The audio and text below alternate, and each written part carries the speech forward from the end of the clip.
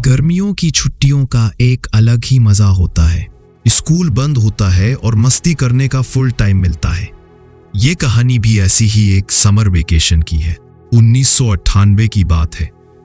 16 साल की नशा और इसका 13 साल का छोटा भाई अमन इस साल की समर वेकेशन के लिए बहुत एक्साइटेड थे, क्योंकि वो करीब 10 साल बाद अपने नाना नानी से मिलने जा रहे थे। उनके नाना नानी शिमला हिल स्टेशन के पास एक छोटे से गांव में रहते थे। एक पुराना सा खेत वाला फार्म हाउस जहां कभी भी लाइट चली जाती थी। पर अमन और नशा बहुत एक्साइटेड थे। ये पहली बार था जब वो अपने पेरेंट्स के बिना ट्रैवल कर रहे थे। एक लंबा सफर तय करके उनकी ट्रेन शिमला में रुकी। स्टेशन पर सिर्फ वो दोनों ही उतरे। उतरते ही उन्होंने अपने नाना नानी को देखा और बैगस उठाकर उनकी तरफ दौड़ पड़े। नाना नानी बिल्कुल वैसे ही लग रहे थे जैसे उनकी यादों में थे, बस अब थोड़े कमजोर हो गए थे। इस समय तेज धूप पड़ रही थी और काफी गर्मी थी, लेकिन इसके बावजूद उनके नाना नानी ने शाल ओढ़े हुए थे। उनकी आंखों में एक अजीब सा खालीपन था। चेहरे पर मुस्कुराहट तो थी, लेकिन बहुत ही नकली सी। लेकिन अमन और नशा का ध्यान इन चीजों पर गया ही नहीं। वो तो अपने नाना नानी से मिलकर बहुत खुश थे।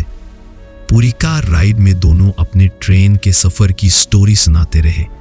नाना नानी ज्यादा कुछ नहीं बोले, सिर्फ हाँ में हाँ मिलाते रहे और बार बार गाड़ी के रियर व्यू मिरर से उन्हें देखते रहे। शिमला से करीब 1 घंटा कार ड्राइव करके वो लोग घर पहुंच गए। उनके नाना नानी का एक बड़ा सा फार्म हाउस था, पर काफी पुराना हो चुका था। पीली दीवारें और चारों तरफ जंगली घास। ऐसा लग रहा था कि जैसे इस घर को कोई मेंटेन ही नहीं करता है। दूर दूर तक कोई और घर नहीं था। रात हो चुकी थी तो आसपास कुछ दिखाई भी नहीं दे रहा था। घर के बाहर वरांडा में पुरानी रॉकिंग चेयर थी, जो बना हुआ के भी हल्की हल्की हो रही थी। अमन ने मजाक में बोला, ये ऐसी ही जगह पर हॉरर मूवीज शूट होती हैं, और दोनों भाई बहन हंस पड़े। घर के अंदर सब कुछ पुराना था। ब्लैक एंड व्हाइट फोटोज, लकड़ी का फर्नीचर और एक अजीब सी स्मेल, जैसे कुछ सड़ रहा हो। जब दोनों ने मना बनाया तो नानी मुस्कुराते हुए बोली, ये गोबर की स्मेल है, खेतों से आ रही है। ये कहकर नानी किचन में चली गई और नाना जी ने उन्हें उनका रूम दिखाकर खाने के लिए आने को बोला। उनका रूम काफी बड़ा था, पर खिड़की से सिर्फ अंधेरा और लंबी घास दिख रही थी। थोड़ी देर बाद नानी ने खाने के लिए बुलाया। सब डिनर के लिए बैठ गए। नाना नानी उनके साथ डाइनिंग टेबल पर बैठे तो सही, पर उन्होंने कुछ खाया नहीं।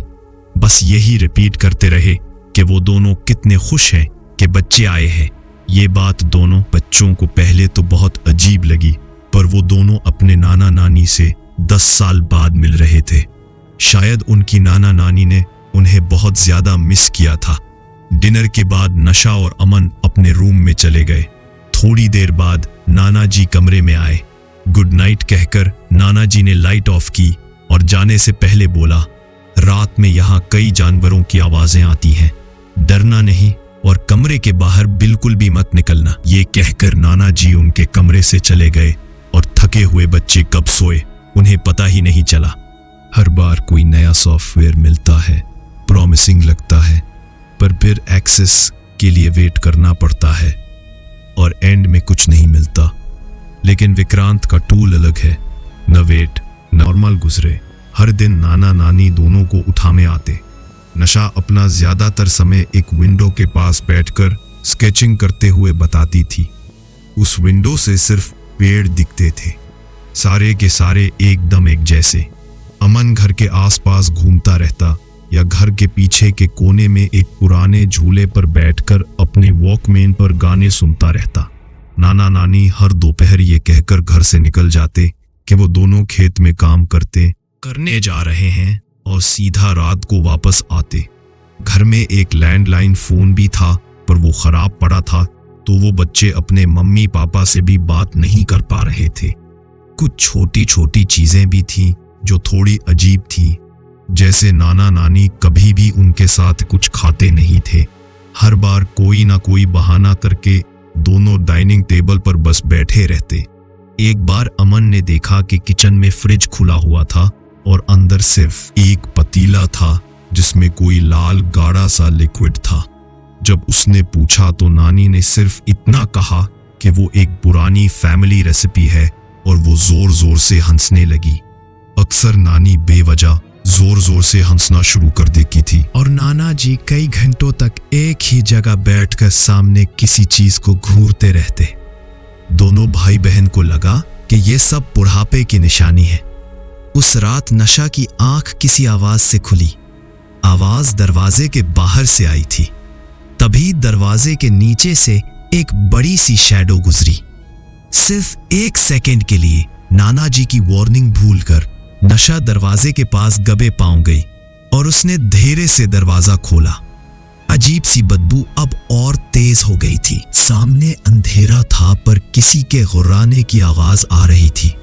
वो कोई जानवर नहीं लग रहा था, वो कुछ और ही था। उससे पहले कि नशा उसके पास जाकर कुछ समझ पाती, अचानक से किसी ने उसके कंधे पर हाथ रखा और उसकी चीख निकल गई। उसके पीछे उसकी नानी थी। उनके चेहरे पर अब भी वही अजीब सी नकली स्माइल थी और उनका चेहरा अजीब सा सफेद पड़ चुका था। उन्होंने नशा को सोने को कहा। घबराई हुई नशा चुपचाप अपने कमरे में वापस आ गई, लेकिन वो डर के मारे सो ही नहीं पा रही थी। नशा को अब उस जगह से एक घबराहट होने लगी थी। अगले सुबह नाना नानी इसके कमरे में आए। दोनों का चेहरा बिल्कुल नॉर्मल था। रोज की तरह वो बोले नाश्ता किचन में है और वो खेत में काम करने जा रहे हैं। जैसे ही नशा को मेन डोर बंद होने की आवाज आई, उसने राहत की सांस ली। उस दोपहर अमन बाहर झूले पर बैठकर अपना हॉलीडे होमवर्क कर रहा था जब उसे घर के अंदर से कुछ बच्चों के खेलने की आवाज आई। उसने पीछे वाली खिड़की से झांका तो उसे एक परछाई देखी, मानो किसी छोटे से लड़के की। अमन को लगा कि शायद घर पर मेहमान आए हैं, पर जब वो घर के अंदर गया तो वहां नशा के अलावा कोई नहीं था। वो पूरे घर में उस लड़के को ढूंढने लगा और तब उसका ध्यान ड्राइंग रूम में पड़ी ब्लैक और वाइट फोटोज पर गया। बीच में इनके नाना नानी की एक बड़ी सी फोटो थी और उनकी आंखों से खून बह रहा था। ये देखकर अमन डर गया। उसने फौरन नशा को बुलाकर वो फोटोज दिखाई, लेकिन तब वो फोटोज एकदम नॉर्मल थी। नशा ने भी अमन को अपने साथ हवा कल रात का किस्सा बताया। दोनों बच्चों के हाथ पैर ठंडे पड़ चुके थे। आखिर चल क्या रहा था इस घर में? घर में टोटल 3 कमरे थे। उनकी नाना नानी